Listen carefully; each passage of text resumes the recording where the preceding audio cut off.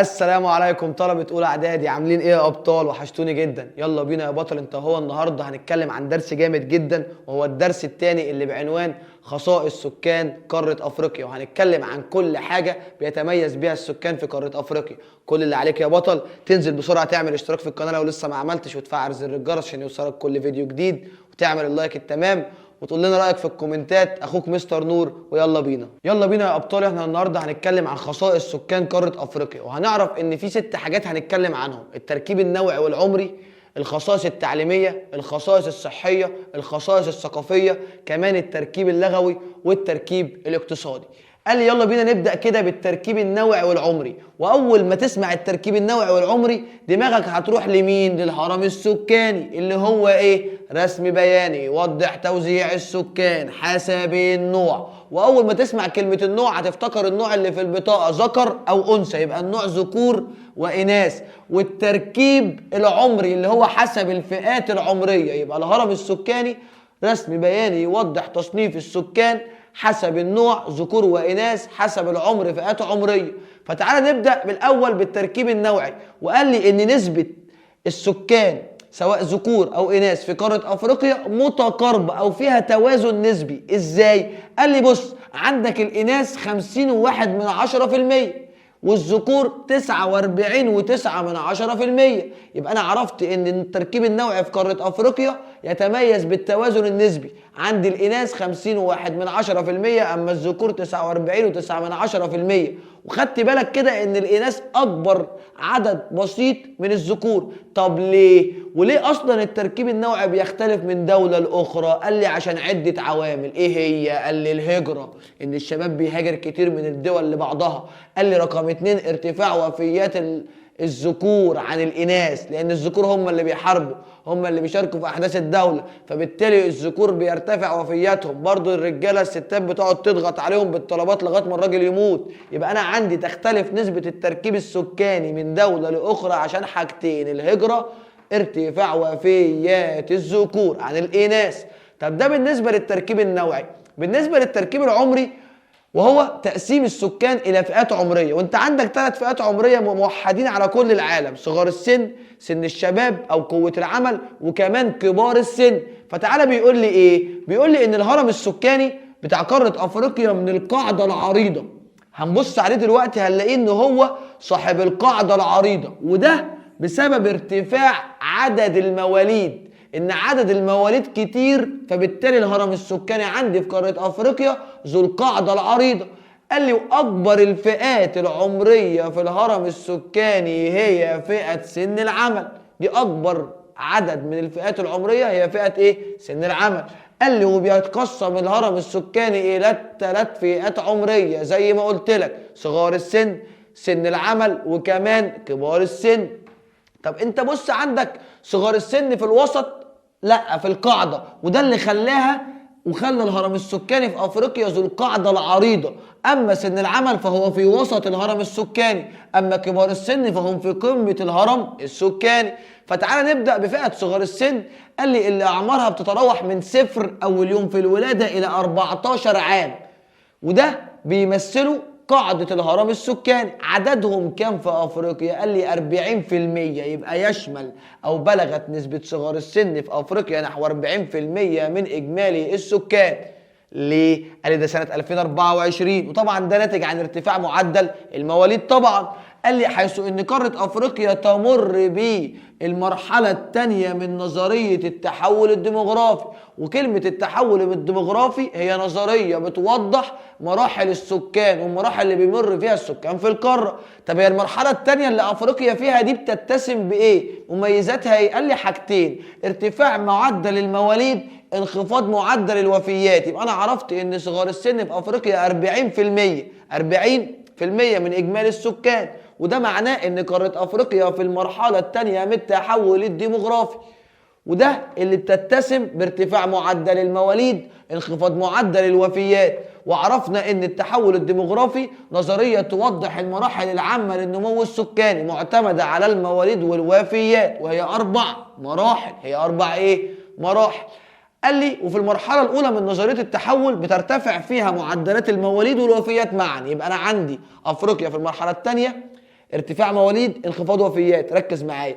اما المرحله الاولى ففيها ارتفاع مواليد وارتفاع وفيات. طب قال لي فئه سن العمل دي من 15 سنه ل 64 سنه، ودول بيمثلوا ايه؟ منتصف الهرم السكاني. وقال لي خد بالك ان الفئه دي او عدد الناس اللي في فئه سن العمل دول اكتر من نصف سكان القاره، اكتر من نصف سكان القاره. فهتقول لي ده هيترتب عليه ايه؟ طبعا ان انا عندي فتره شباب كتيره جدا، او عندي شباب كتيره جدا في القاره اكتر من نصف، هيخلي عندي امتلاك للقوى العامله الضخمه دي، واللي هيساعدني في ايه؟ في استثمارها في نمو الاقتصاد. يبقى ادى الى امتلاك القاره قوه عامله كبيره ساعدها في استثمارها في نمو الاقتصاد. قال لي بس خد بالك انا عندي شباب كتير، ولكن الفئه دي بيقابلها شويه تحديات. زي ايه مثلا؟ قله فرص العمل، مشكلات الصحه والتعليم وقله فرص العمل. يبقى قال لي ان على الرغم من ان فئه سن الشباب او فئه سن العمل كبيره في قاره افريقيا اكتر من النصف، وده خلاها تمتلك قوه عامله كبيره هيساعدها لو استثمرناها في النمو. فبالتالي عندي الشباب كتير ولكن بيقابلها عده مشكلات. زي ايه؟ الصحه والتعليم وقله فرص العمل. أما فئة كبار السن فهي 65 عام فأكثر، وتمثل قمة الهرم السكاني، وتزيد هذه الفئة بشكل مستمر، بلغت 3%. قال لي وهي دلوقتي 3% من إجمالي السكان، إلى إنها أقل من النسبة العالمية اللي وصلت كام؟ 10%. بس عندي في أفريقيا كام؟ 3%. أما في العالم كام؟ 10%. قال لي وخد بالك إن إحنا على ما نوصل 2050 فئة كبار السن هتزداد في قارة أفريقيا بسبب تقدم الرعاية الصحية.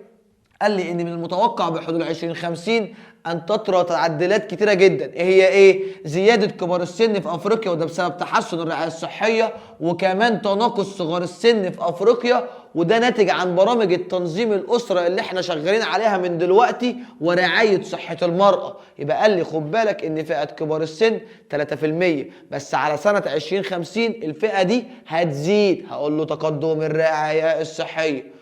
اما لو قال لي تناقص فئة صغار السن هقول له ده بسبب تنظيم الاسره وكمان الاهتمام بصحه المراه. طب تعالى بقى يا باشا يقول لي ايه؟ بيقول لي كده بالوضع ده اللي هتقل فيه المواليد وهتقل فيه الوفيات، كده افريقيا هتخش في المرحله الثالثه من نظريه التحول الديموغرافي اللي فيها انخفاض مواليد وانخفاض وفيات. يبقى افريقيا في المرحله الثانيه عندها ارتفاع مواليد وعندها انخفاض وفيات، تمام؟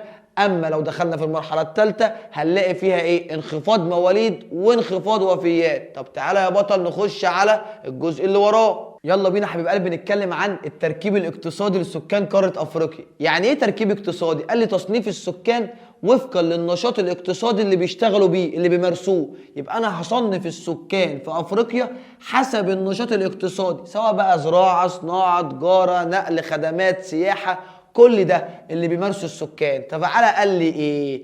قال لي ان قاره افريقيا دي نصف سكانها او نصف القوى العامله 50% بيعملون بالزراعه. يبقى انا لو عندي 100 واحد بيشتغل في افريقيا مثلا، يعني 100، 50 منهم بيعمل بالزراعه.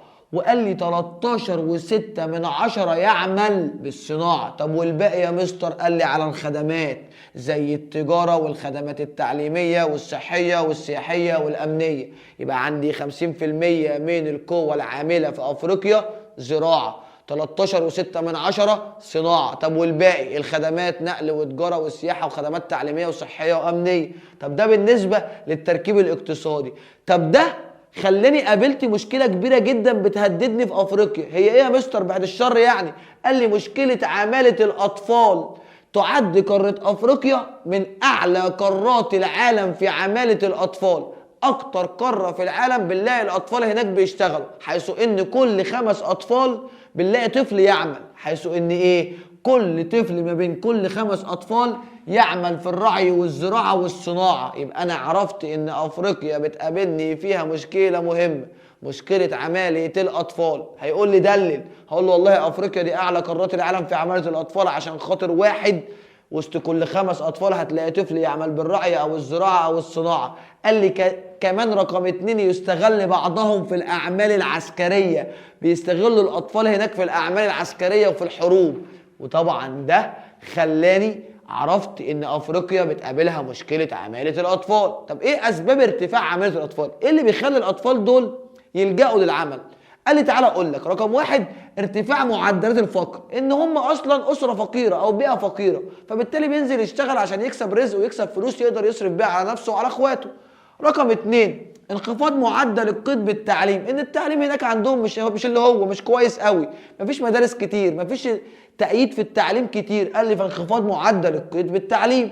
رقم ثلاثة، عدم الاستقرار السياسي في بعض الدول، ان في بعض الدول في بينها وبين بعضها حروب او بينها وبين اهلها حروب، فبالتالي الناس مش هتفكر في التعليم قد ما هتفكر في الامن والامان. يبقى قال لي ارتفاع معدلات عمالة الاطفال في افريقيا، هقول له 3 حاجات: ارتفاع معدلات الفقر، انخفاض قيد التعليم، اقول له كمان عدم الاستقرار. طب مين هي اولى دول افريقيا من حيث عمالة الاطفال؟ قال لي اول 3 دول في افريقيا او اكتر 3 دول في افريقيا فيهم عمالة اطفال: ارتريا والصومال، الكونغو الديمقراطية. ارتريا والصومال، الكونغو الديمقراطية. يبقى انا عرفت من اولى الدول في عمالة الاطفال 3 في افريقيا: ارتريا والصومال، الكونغو الديمقراطية.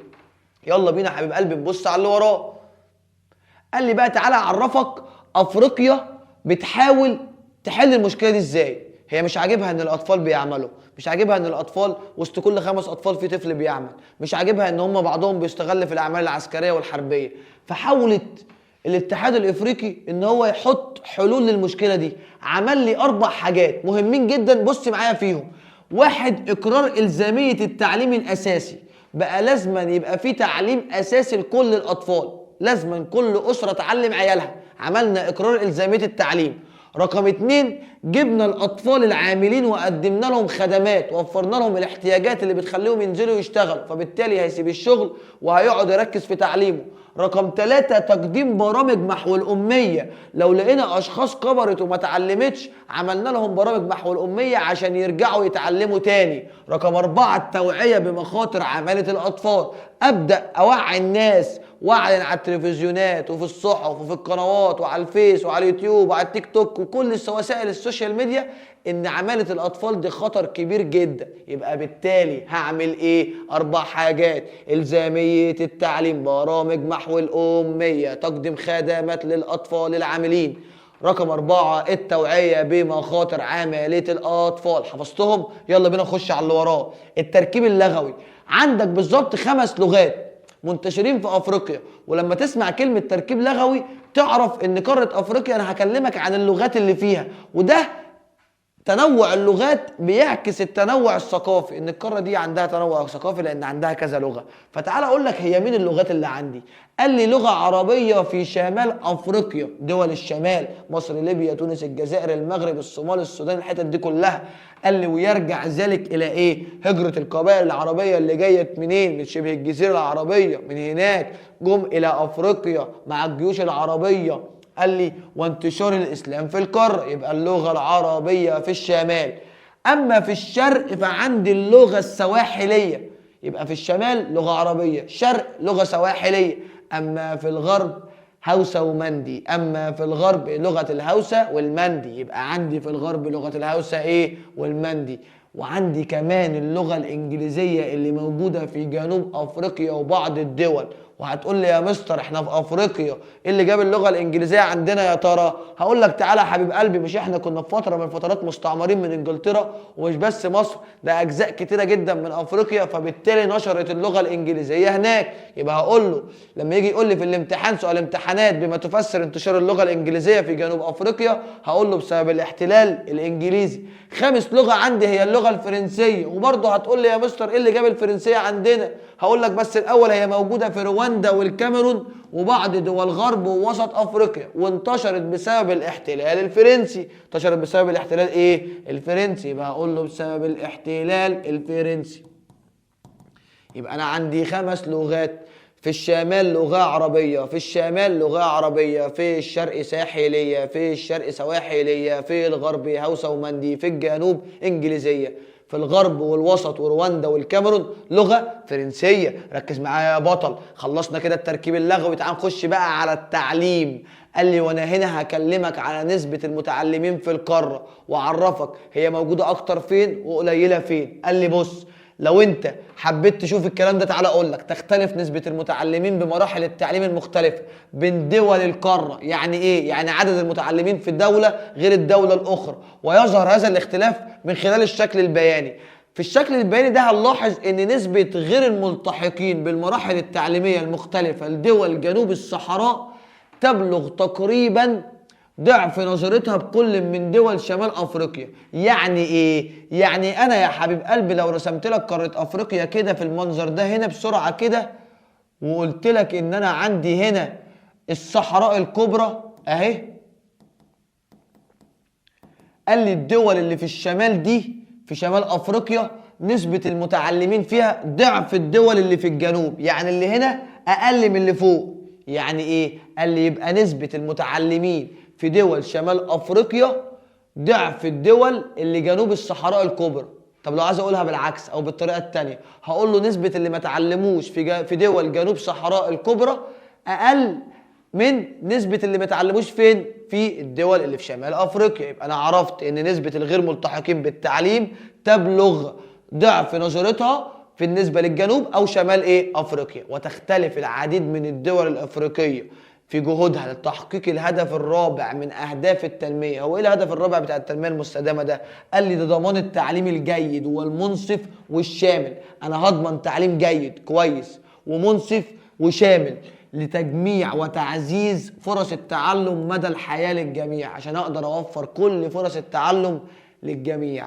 طب تعالى بقى يا حبيب قلبي نخش على اللي وراه ونقول له ايه. قال لي تختلف قدرة الدول الافريقية على استيعاب التلاميذ، حيث نجد دول احرزت تقدم في الوصول بالتعليم الابتدائي الى مستوى يقارب الاستيعاب الجامعي للتلاميذ. يعني ايه؟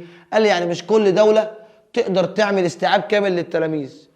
في اطفال كتيره جدا في الدول ما بتتعلمش، بس في دول عندي بدات تعمل تقدم في الكلام ده، ان هي تقدر كل سنه تعمل استيعاب كامل، مفيش طفل يطلع ما يتعلمش.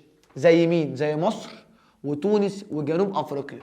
اما دول شمال افريقيا اللي فيها مصر وليبيا وتونس والجزائر والمغرب والسودان وباقي دول افريقيا يطلق عليهم الجنوب. يبقى انا لسه قايل لك ان دول الشمال بتاع افريقيا مصر وليبيا والجزائر وتونس والمغرب والسودان دول اللي في الشمال، واللي تحت دول اللي هم دول جنوب الصحراء الكبرى. اللي جنوب الصحراء الكبرى اللي لسه موريها لك على الخريطه. يلا كده بينا يا حبيب قلبي نتكلم عن الخصائص الصحيه. قال لي بقى تعالى اكلمك عن الصحه والخصائص الصحيه لسكان قاره افريقيا.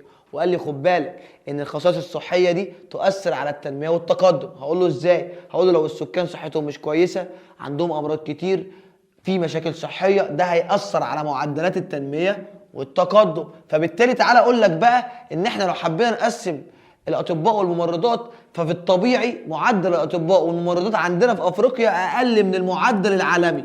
بس لو حبيت اقسمها كدول شمال افريقيا ودول جنوب الصحراء، هلاقي ان دول شمال افريقيا تنخفض فيها الاطباء والممرضات بس قريبه شويه من المعدل العالمي.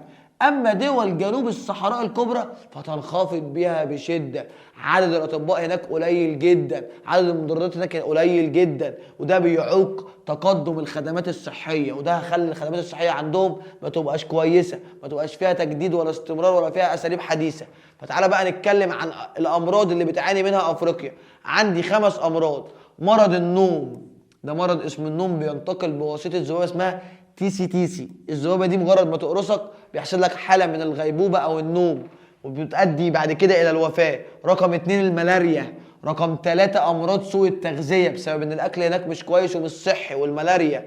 رقم 4 الايدز وده فيروس نقص المناعه. رقم 5 ارتفاع معدلات انتشار امراض السكريه او الامراض السكريه وامراض القلب والاوعيه الدمويه والسرطان، وده نتيجة لانخفاض مستوى الخدمات الصحية. يبقى أنا عندي كام مرض؟ عندي 5. قال لي مرض النوم، ذبابة تيسي تيسي. رقم 2 الملاريا، سوء التغذية. كمان الإيدز، فيروس نقص المناعة. قال لي بقى وعندي ارتفاع معدلات مرض السكر وأمراض القلب والأوعية الدموية والسرطان نتيجة انخفاض معدلات التقدم الصحي. تعالى بقى نخش على رقم 6 وآخر حاجة عندنا هي الخصائص الثقافية. قال لي وتمثل الثقافة رمز لهوية الشعوب. يعني ايه؟ يعني عايز تعرف هوية الشعب ده تفكيره ازاي، عادته ازاي، تقاليده ازاي، بص على الثقافة بتاعتهم سواء فنون او حرف تراثيه او ملابس او اكلات شعبيه او لغات وادب او عادات وتقاليد. يبقى انت عايز تعرف الشعب ده، عايز تعرف تفكيره، عايز تعرف كل حاجه، بص على الثقافه بتاعتهم اللي هي عباره عن ايه؟ فنون، حرف تراثيه، ملابس، اكلات شعبيه، كمان لغات وادب، عادات وتقاليد. قال لي وتتميز الثقافه الافريقيه باختلافها عن غيرها وتنوعها وعمقها التاريخي. قال لي ان هي متنوعه وبقالها كتير قوي، فتره زمنيه تاريخيه من زمان. قال لي طب تعالى اكلمك عن الفنون الافريقيه. قال لي مثلا عندنا الموسيقى اللي ارتبطت منذ القدم بالطقوس الدينيه، موسيقى مع الطقوس الدينيه وهم بيتعبدوا للالهه بتاعتهم كانوا بيغنوا ويرقصوا. قال لي زي كان الرقص على انغام الطبول وسيله للتقرب من المعبودات الافريقيه الاسطوريه. الافارقه بيعتقدوا ان هم وبيرقصوا على الطبول دي وسيله للتقرب للمعبودات، واحنا طبعا لما بنتفرج على اي ماتش في دوله افريقيه بنلاقيهم ان هم طول الماتش سواء كسبانين او خسرانين قاعدين بيرقصوا ويغنوا، هم بيحبوا الحياه وفرحانين دايما.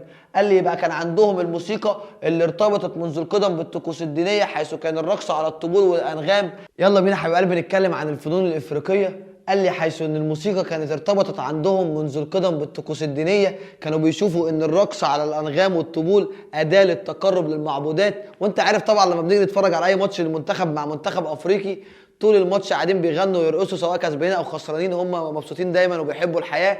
فبالتالي قال لي ان هم كان عندهم الرقص على انغام الطبول وسيله لايه؟ للتقرب للمعبودات الافريقيه الاسطوريه. قال لي رقم 2 الحرف التراثيه، واللي دي عندها في افريقيا طابع خاص بيعبر عن هويتها. يعني انت مجرد ما تشوف الراجل من شكله ولبسه وهيئته تعرف ان هو افريقي لان هو مميز. قال لي زي ايه مثلا الحرف التراثيه؟ قال لي الفخار، قال لي الاواني والحلي، قال لي الجلود والمنسوجات، قال لي الاخشاب. يبقى انا عندي الفخار والحرف، قال لي الاواني والحلي، قال لي الجلود والمنسوجات، قال لي كمان الاخشاب اللي بتتميز بطابع خاص بيميز قاره افريقيا. قال لي تعالى اكلمك عن الادب. وتمتلك افريقيا تراثا ادبيا ضخم ومميز وصل بها الى العالميه. يبقى افريقيا دي عندها في قسم الادب تراث ادبي كبير قوي وضخم ومميز ميزها وخلاها توصل للعالميه. تعال اقول لك زي مين بعض الادباء اللي حصلوا على جائزه نوبل، زي ويليس وينكا، ده روائي نيجيري. ماله ان الروائي النيجيري ده؟ قال لي ده اشتهر بدفاعه عن الهويه والثقافه الافريقيه، سخر حياته للدفاع عن الهويه والثقافه الافريقيه وحمايتها من تاثير الاستعمار، لان الاستعمار يا حبيب قلبي لما بيستعمر دوله بيحاول يفرض عليها هويته وشخصيته وعاداته وتقاليده ولغته وكل حاجه. قال لي لا، ويليس وينكا ما قبلش بالكلام ده، ده روائي نيجيري اشتهر بايه؟ بالدفاع عن الهويه والثقافه الافريقيه وحمايتها من التاثير الاستعمار، وهو اول كاتب افريقي، اول كاتب افريقي في العالم يفوز بجائزه نوبل في الادب 1986. قال لي رقم 2 طبعا حبيب قلبنا كلنا نجيب محفوظ، الشخص المصري بتاعنا اللي بنفتخر بيه، وهو اول اديب مصري يحصل على جائزه نوبل في الادب عام 1988. ما تلخبطش، اول اديب افريقي في افريقيا ويليس وينكا، اول اديب مصري نجيب محفوظ. طب ليه هو حصل على جائزة نوبل ليه يا مستر في الأدب؟ تعال أقول لك يا بطل.